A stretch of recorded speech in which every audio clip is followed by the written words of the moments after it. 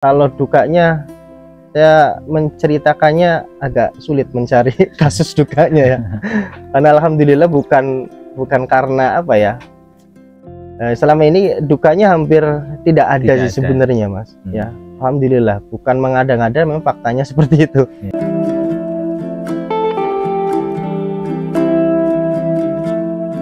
Assalamualaikum warahmatullahi wabarakatuh. Nama saya Muhammad Ibban. Saya tinggal di Warubaki, Sukoharjo.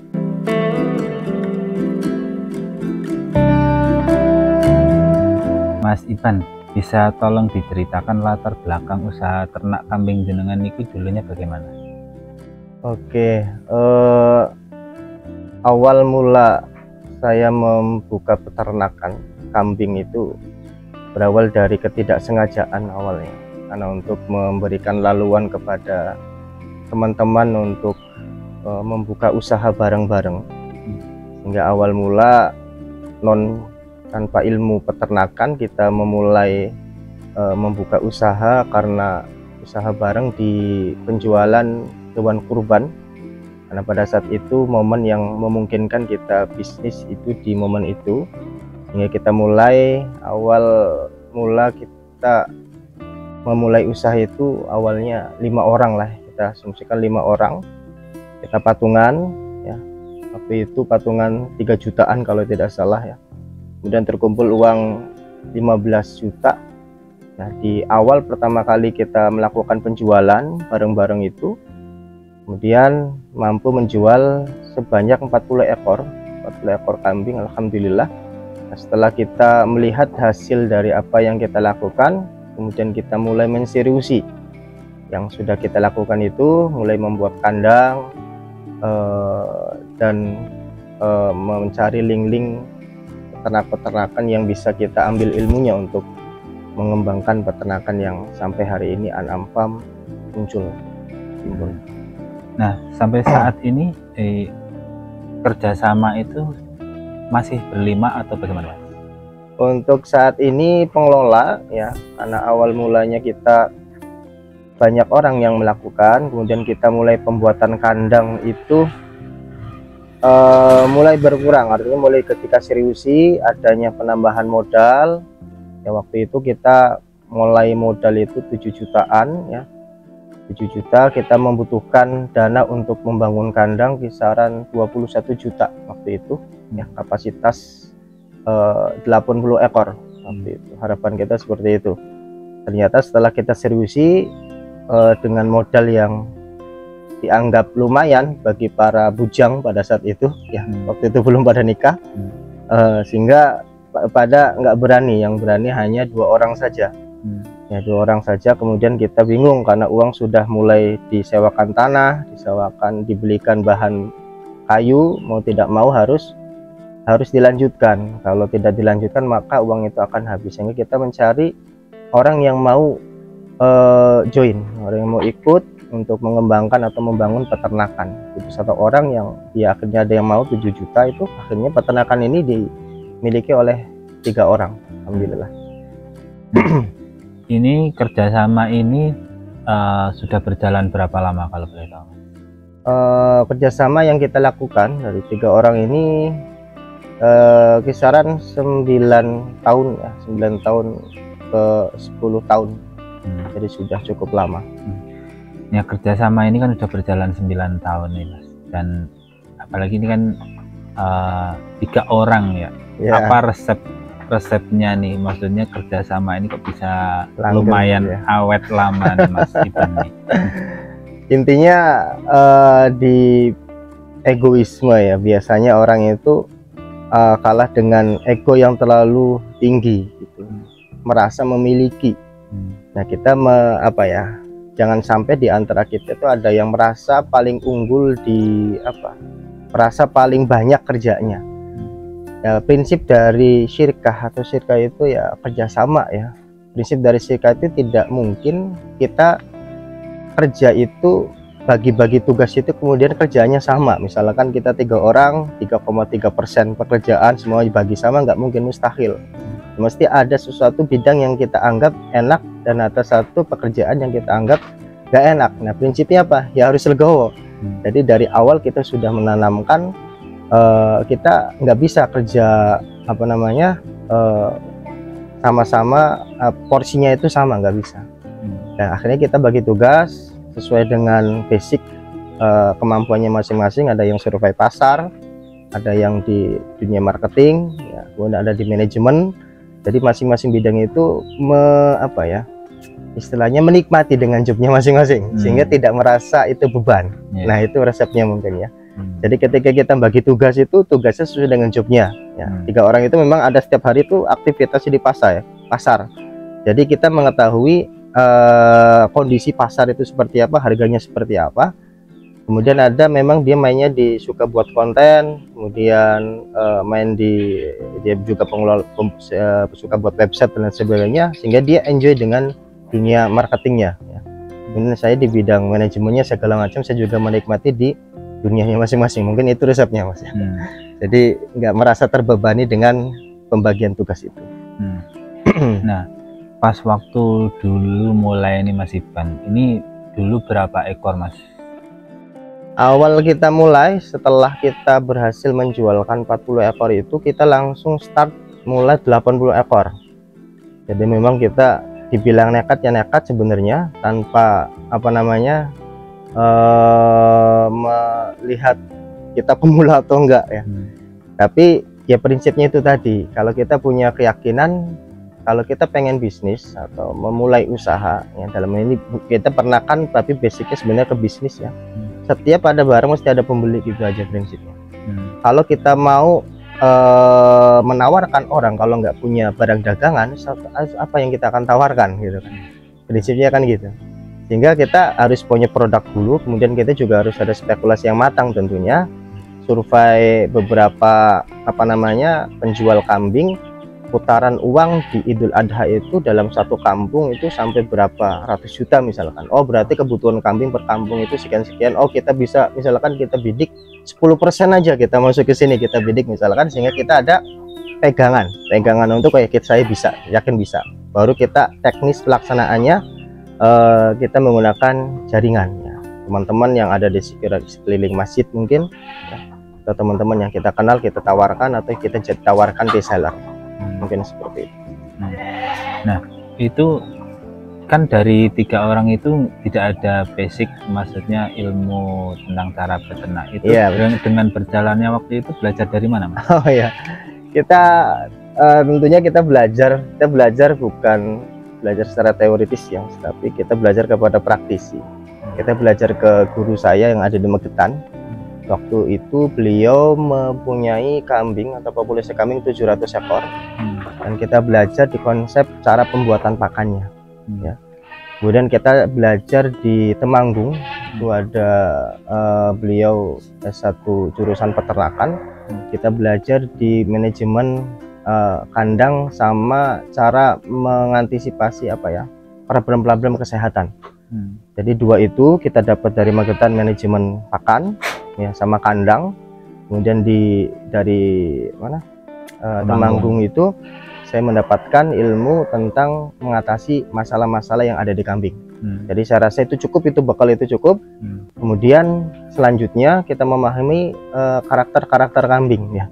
Karakter kambing itu nggak mungkin kita belajar secara teori dari orang, tapi kita harus terjun langsung tentunya, sehingga baru kita paham ya. Alhamdulillah dengan 2 ilmu yang bekal itu kita bisa menangani problem-problem yang ada di kandang, sehingga hampir ya bisa dikatakan kerugian itu ya alhamdulillah tidak ada ya. Alhamdulillah tidak ada, bukan berarti nggak ada sama sekali, artinya kerugian sampai rugi bangkrut punya utang itu nggak terjadi kita nggak mengalami, alhamdulillah. Nah, itu kalau yang tadi kan Mas Iban cerita start itu 80 ekor, dari sekian 80 ekor tuh ada nggak mungkin yang mati atau gimana? Ya, kematian itu pasti ada ya, namanya kita memelihara binatang yang bernyawa. Resiko utama itu adalah nyawanya hilang tentunya. Nah, setiap tahunnya itu mesti ada, terutama yang paling ribet itu memang di kambing Jawa ya. Karena kambing Jawa itu punya karakter yang unik, dia gampang stres, pindah tempat stres, ganti teman stres ya, birahi misalkan, dari istilahnya birahi juga stres ya, ganti pakan stres, sehingga kambing Jawa yang biasanya mengalami kematian ketika kita proses untuk di program fattening, penggemukan, karena di situ ada perubahan ganti pakan ya, pakan yang mungkinnya alami dari dedaunan kita ganti dengan pakan yang kita buat. Oke. Sekarang di kandang nih total ada berapa ekor kambing Mas? Untuk program fattening itu memang kita sediakan 100 ekor ya, tapi itu nanti di momen Idul Adha kita sudah stok. Ramadan, sebelum Ramadan itu sudah stok 100 ekoran lebih. Kemudian di program hariannya itu di program breeding kita punya populasi 50 ekor. Nah, untuk pakan kambingnya nih Mas Iban, bisa tolong dijelaskan pakai pakan apa nih untuk hariannya? Untuk program breeding atau pengembang biakan kita menggunakan penggabungan sebenarnya, saya katakan. Jadi menggunakan silase itu di pagi hari dan sore hari menggunakan pakan yang kita buat untuk program fattening. Itu mengandung ya karbohidratnya bagi teman-teman yang mungkin ingin membuat nutrisi tambahan yang tidak mengandalkan silase saja. Jadi yang dibutuhkan itu ya kisaran 40–50% karbohidrat yang harus terpenuhi di kambing ya. Dan kita push, kita isi, kita buat pakan sendiri yang kita kasih pakan di sore harinya. Karena kalau hanya sekedar menggunakan silase saja nanti akan terjadi stunting biasanya di anak-anak ya, di anak kambing maksudnya. Dan di beberapa indukan pun jadi kurang bergizi. Biasanya indukan yang sedang menyusui itu membutuhkan nutrisi yang banyak ya, sehingga itu selain nanti BB-nya akan turun otomatis itu karena diambil susunya sama anaknya, otomatis kita harus nge-push dengan tambahan nutrisi, jangan murni silase. Kalau untuk pakan yang buat sendiri ini bisa tolong dijelaskan komposisinya apa saja Mas? Oke, untuk pakan ya teman-teman, kalau untuk pakan kita untuk breeding, untuk fattening ya, program fattening penggemukan itu seratnya itu 50 atau 40%, tapi biasanya kita ngambil 50%. 50% serat itu dari titen kering ya, yang sudah digiling. Nanti karbohidratnya bisa diambil dari katul, kolar, atau nanti ada jagung ya, jagung giling itu bisa. Jadi bisanya kita kemudian ada tambahan kopra untuk nutrisi proteinnya. Protein kita target 13% lah, nanti ada hitung-hitungannya. Biasanya kita membuat ada 5 jenis ya, 5 jenis bahan yang kita buat seperti itu. Nah, untuk kandang kambingnya nih Mas Iban, ini biasanya untuk terbuatnya itu dari apa Mas? Dari kayu kalau ini? Ya, untuk idealnya memang kalau idealisme kita memang kayu ya. Kenapa kok kayu? Karena terutama untuk bagian bawahnya, untuk supaya kalau biasanya kalau dari bambu itu kan agak licin ya, kemudian selip banyak potensi ke selipnya, kejepit gitu. Itu kan nanti sebab kerugian bagi peternak juga kalau sudah kejepit, patah, itu kategorikan cacat, sehingga itu nggak bisa dinilai harganya, otomatis turun jauh sekali ya. Nah, maka yang paling aman itu ya pakai reng lah ya. Pakai kayu reng nah, lebih aman. Nah, untuk kotoran kambingnya nih Mas Iban, ini dipakai sendiri atau dijual? Untuk kotoran kambing kita sudah ada yang mengambil ya dari petani jambu. Kebetulan di dekat sini ada petani jambu yang rutin mengambil kotoran yang ada di kandang kami. Jadi sudah kita sediakan untuk para petani-petani yang ada lingkungan kita. Mereka ngambil kemudian bayar transportasi. Nah, untuk penjualan kambingnya nih Mas Iban, ini dilempar ke mana nih Mas Iban? Ke pasar atau ke end user? Oke, untuk target penjualan kambing kami memang kita targetkan langsung ke end user ya. Karena biar peternakan itu kalau saya pikirkan bukan hanya pintar beternak tapi juga harus pintar membuang kambingnya. Itu yang paling urgent, karena nanti ketika ada lonjakan pakan otomatis, apalagi pakan yang kita buat itu cenderung harganya nggak stabil, mau nggak mau kita harus pintar membuang kambing langsung ke end user, sehingga untungnya itu bisa lebih banyak daripada ke tengkulak atau bakul seperti itu. Jadi target memang penjualan kami rata-rata hampir 90% itu ke end user. Nah, berdasarkan pengalaman nih Mas, ini target penjualannya kan ke end user. Nah, kalau dan rata-rata kan pas momen Idul Adha, ya rata-rata pas Idul Adha tuh kambing terjual semua Mas? Ya, alhamdulillah selama kami berjalan, kambing hampir setiap tahunnya itu terjual, bahkan stok kurang ya. Stok yang kita sediakan kurang. Selalunya kita ngambil dari mitra-mitra yang sudah kami hubungi, artinya teman-teman, jadi di komunitas peternakan ada, jadi kadang-kadang kita minta stok ya. Selalunya kurang, selalunya kurang. Nah, kalau ini kan ada di kandang Mas Ivan ini kan ada breeding sama fattening. Kalau yang di breeding ini nggak dilempar ke yang fattening? Kalau untuk breeding itu memang kita target penjualannya tetap di Idul Adha ya. Kenapa kok demikian? Karena Idul Adha itu biar bagaimanapun lonjakan harganya itu berbeda dengan harian yang pertama gitu.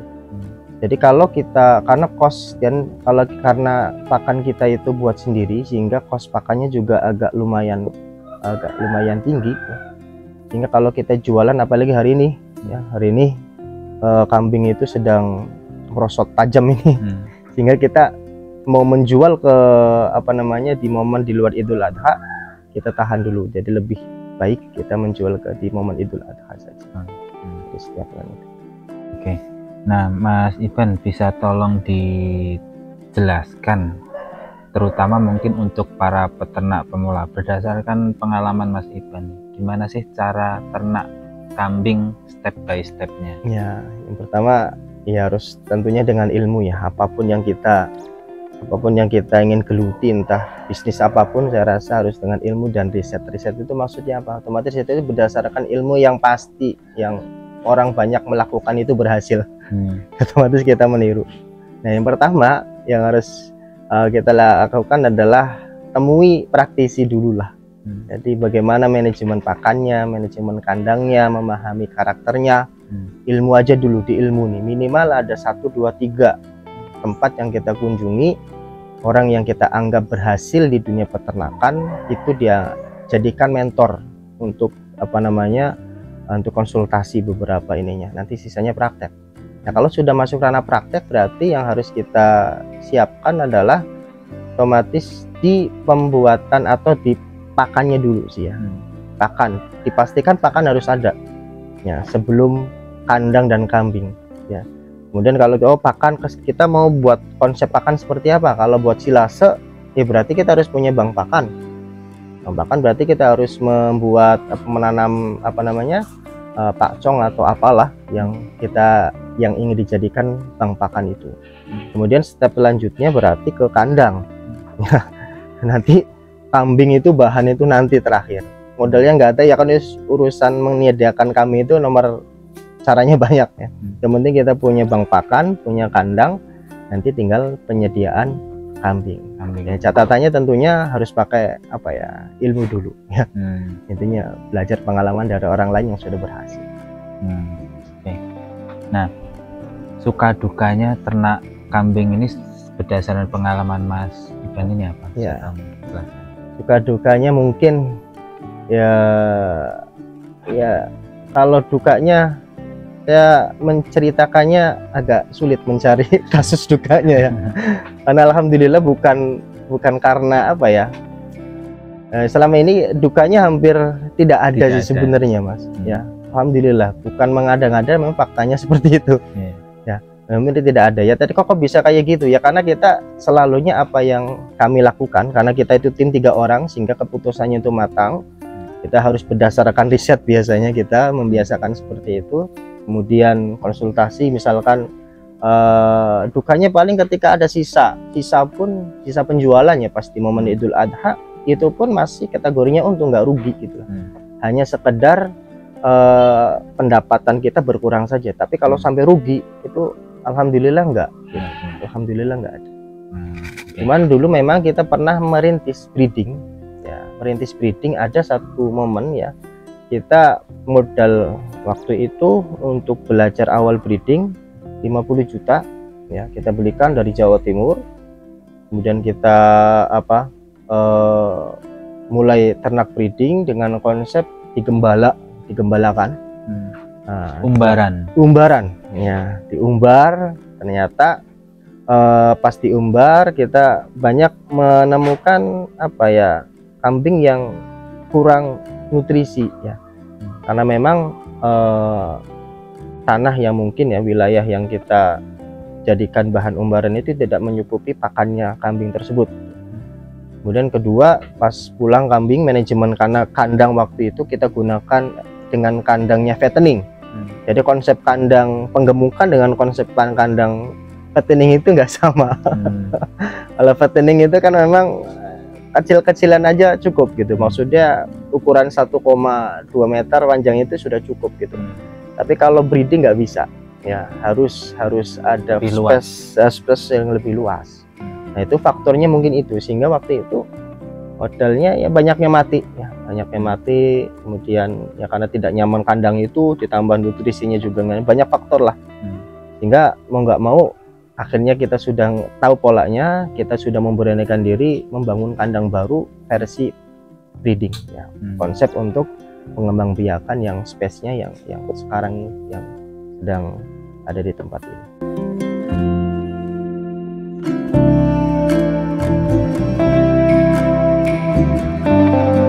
Terima kasih sudah menonton video saya. Jangan lupa subscribe channel YouTube Leriso.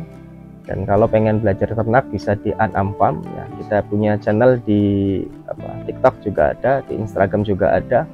Kalau di Google Map juga ada, namanya An'am Farm. Kalau pengen hubungi kami belajar diskusi juga monggo silahkan. Bisa hubungi kami 082 217 323 990. Terima kasih.